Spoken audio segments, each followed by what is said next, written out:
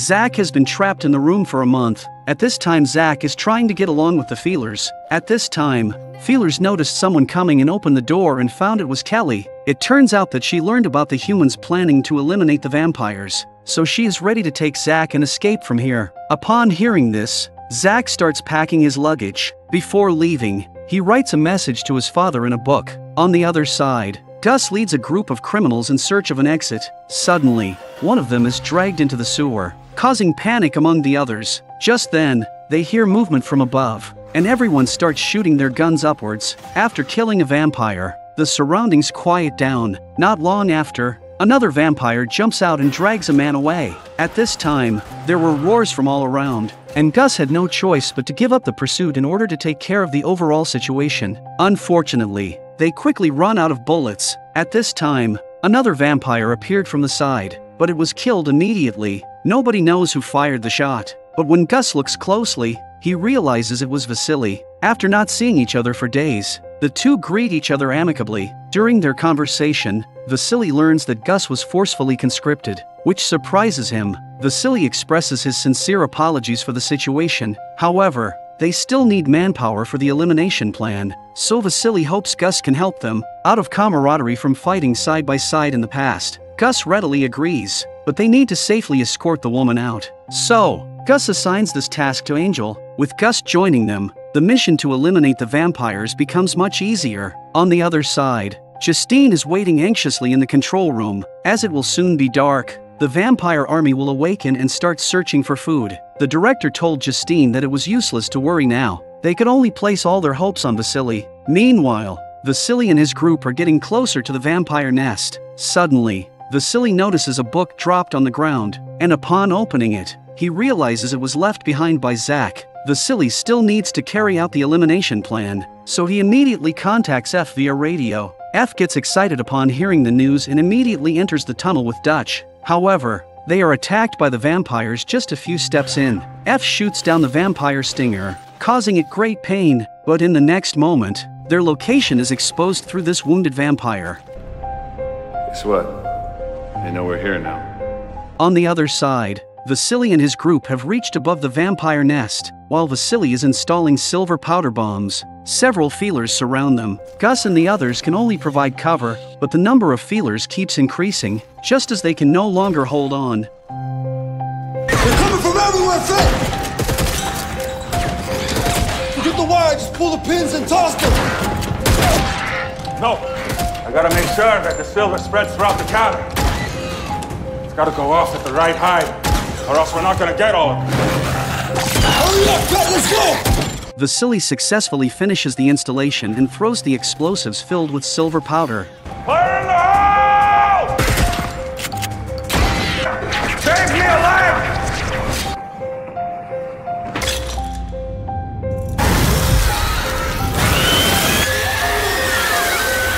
Meanwhile, F and Dutch arrive at the place where Zach is being held. They become even more worried after seeing the letter left by Zach. Dutch concludes that he couldn't have gone far, so they start searching around. Just as she leaves, Eichhorst finds F. Where's my son? He's a very special young man. So much potential. He's safe. From you. He told us how you abandoned him so many times. Your wife and your child called to you. Just as Eichhorst is about to release his stinger, Dutch arrives in time and cuts off his hand with a knife. Eichhorst quickly escapes and disappears in an instant. On the other side, Justine learns that Vasily and his group have completed the mission. She becomes extremely happy, but soon another piece of bad news arrives. The vampires take advantage of their large-scale operation and attack other vulnerable safe zones, and the vampires in that pit are just a small part of it. Eichhorst roasts his severed arm in the fireplace, and then he puts it in water to cool it down. Vasily informs Setrakian about the major battle from last night. Setrakian doesn't feel disappointed upon hearing it. Instead, he says that everything is within his expectations. As long as the master is there, the vampire army will never be wiped out. Therefore, Setrakian came out today to build a coffin that can seal the master. The two came to a silverware store, but it had been looted, so the two came to the basement. Sure enough, they discover a vault. Vasily takes out several detonators and sticks them on the vault door. Then they quickly run outside. After the explosion, they promptly return to the basement. The heavy door has been blown open, revealing a pile of silverware that catches their eyes. These silverware pieces are enough to create a silver coffin. Upon their return, Setrakian melts all the silverware and pours it into the mold, letting it slowly cool down. He intends to personally craft a coffin for the master. On the other side, Quinlan arrives at the base to inquire about any new discoveries from F. F first shows Quinlan the vampire communication device. Then, Dutch presents the soundwave recordings from yesterday. Initially, the sound remained stable within a specific area, but suddenly the signal spiked. This should be the master issuing combat instructions to the vampires. If they can pinpoint this sound, they can easily trace the master's whereabouts. However, the audio signal is somewhat chaotic, and they need to isolate the master's voice from it, but they need another audio reference to proceed. Just as everyone is at a loss, F suddenly remembers the black box from the plane crash, which surely contains the master's audio signal. There is no time to waste, so they immediately head to the airport. When they reach the restricted area, they are stopped by several soldiers. Due to Quinlan's special identity, he cannot expose himself to the soldiers. F quickly presents his identification card. Fortunately, F works for Senator Justine, which exempts them from inspection. As they exit the restricted area, they hold their guns ready at all times, because there is widespread looting of supplies happening outside. Just then, a group of bandits appears ahead, robbing other civilians. Dutch immediately jumps out of the car and rushes over, with F closely following. The bandits quickly take a hostage, resulting in an immediate standoff between the two sides. Are you dying? So why don't you just...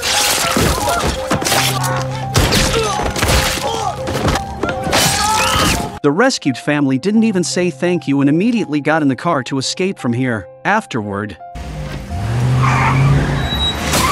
Quinlan starts licking the blood off his knife. On the other side, Palmer receives a shipping manifest with a forged signature. Palmer immediately suspects Eichhorst and rushes to the dock. When Palmer tries to board the ship to inspect the cargo, he is stopped by several crew members who inform him that Eichhorst doesn't allow anyone on the ship. Palmer becomes angry and asserts that the ship belongs to him, and he has the right to know what is being transported. He prepares to force his way in, but his subordinates tell him they are unarmed. Facing a larger group, Palmer has no choice but to retreat and make another plan. This is a specialized human slaughterhouse. Eichhorst is inspecting the results with the person in charge, but he becomes angry when he sees the mannequins hanging there, stating that these things can't replace humans. The person in charge informs him that an 80-kilogram sandbag is equivalent to a normal adult. Eichhorst slowly approaches them.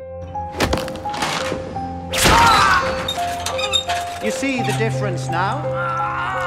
Can a bag of sand struggle, putting added stress on the system? No, sir, it can't. Then, Eichhorst signals for the experiment to continue. When the person in charge presses the switch, the machine starts operating. The man is transported onto a conveyor belt and stops at a designated position. In the next moment, an iron cage quickly locks him in, and needles extend from both sides, piercing his neck to draw blood. The blood is slowly drawn into containers below, and in just a few seconds, all the blood is drained from the man's body. But Eichhorst is unsatisfied. He wants the person in charge to increase the speed. Startled, the person in charge can only comply with his demand. Later, Eichhorst arrives at Stoneheart Group. He learns that Palmer went to the dock and comes to confront him. Palmer was also very angry after hearing this. He said that he is running all this now, and without his funding, Eichhorst would not be able to succeed at all. Eichhorst warns Palmer to do his job well in order to receive the master's favor. After saying that, Eichhorst coolly leaves the place. Mr. Duncan, get whatever manpower you need. We're going to take that ship. Soon, Palmer gathers security personnel and returns to the dock. When they arrive, they find all the crew members on board the ship dead on the deck. Upon inspection, they discover that all these people had their necks snapped. Regarding this, Palmer doesn't care. He just wants to know what Eichhorst was transporting. When he opened the cabin, he found that there was nothing inside. It seems that the contents had already been transferred. On the other side, F and the others arrived at the airport by car, which has been abandoned for a long time. Soon they arrived at the control room of the airport. F and Dutch looked for the black box, while Quinlan stayed at the door to cover them. Luckily, they quickly found the black box, and then there was a burst of gunfire outside. When they went out, they found the bodies of the Strigoi on the ground, and Quinlan standing in the same spot. At night, Palmer invited Setrakian out. After learning that Palmer didn't find any clues, Setrakian turned to leave. Palmer immediately said that he found something else special. Setrakian, upon hearing this, decided to give him a few more minutes. Palmer said a ship in his name transported something from Egypt to New York. Although he didn't know what was inside, it was obviously of great significance to the blood ancestor. Palmer also mentioned that he no longer had the energy to continue investigating this matter. Setrakian understood that Palmer wanted the white blood to prolong his life and continue the investigation, so he took out the refined white blood and said that if there were any results, he must contact him immediately. Then he began to teach Palmer how to use the white. One drop in each eye, but not here. I warn you, take it somewhere where you can rest afterwards. The serum's initial effect is traumatic. Blood. After returning, Palmer handed the medicine to the nurse and told her how to use it. After hearing the instructions, the nurse took the white blood and dropped it into Palmer's eyes according to the steps.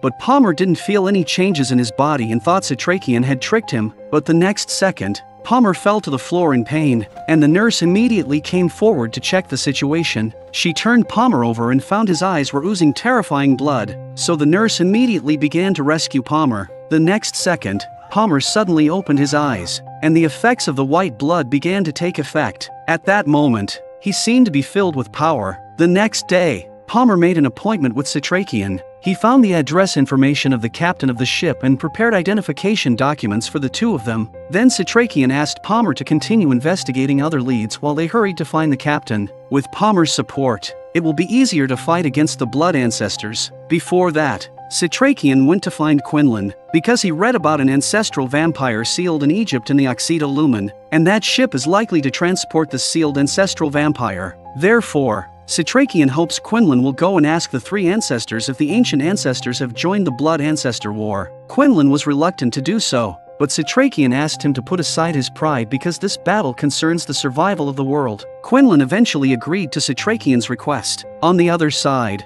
F retrieved the black box and started extracting the audio. At first, the pilot was still in communication with the control panel, but the next second, the voice suddenly stopped. F concluded that the blood ancestors interfered with the plane's signal, and suddenly a powerful sound wave came from the recording. The surrounding objects began to vibrate violently. F tried to close the recording, but he wasn't very familiar with the audio extractor. In a hurry, F simply turned off the power. Then F immediately checked on Dutch's condition. Dutch had only temporarily fainted and was not seriously injured. It seems that this is the ability of the blood vampires to instantly make people lose consciousness. What's even more terrifying is that the audio just now was only a truncated version. Immediately after that, Dutch felt very uncomfortable and began to vomit. There was no choice but for the two of them to rest first before conducting the experiment. On the other side, because Angel's old injury recurred, Gus took him to the hospital. It looked safe here, so Gus prepared to go back home to find his mother. After hearing this, Angel told Gus not to worry and to gather at home after he finished treatment. Soon, Gus arrived at the old house, which was still as chaotic as it was when he left last time. He called out for his mother but received no response. Then Gus started tidying up the room. He wanted to wait for his mother to come home here. After who knows how long, Angel finished treatment and returned to Gus's home. By then, the house had been cleaned up, but Gus was nowhere to be seen. Seeing this, Angel lay down on the couch and waited for Gus to come back.